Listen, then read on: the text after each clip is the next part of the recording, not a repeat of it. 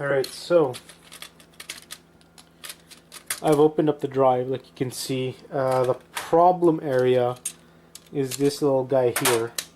This here, these little knobs or whatnot, sometimes they come out of place. They control the gears over here. So when one of these pop out, this is what you're gonna see.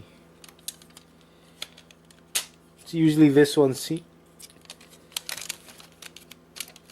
So this is what it looks like normally, and when it's popped out, you'll see it loose. All you have to do is kind of lift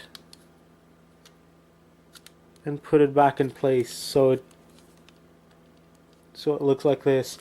That could also happen on this side here, so check both sides to see if that little I don't know what you would call that, but if you see that little thing out on one side or the other, just pop it into place. Also, these gears here, they're supposed to be loose like this.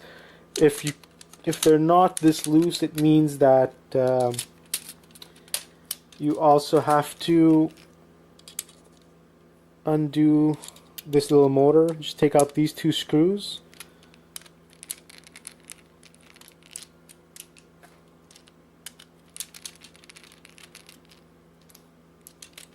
Pop it out.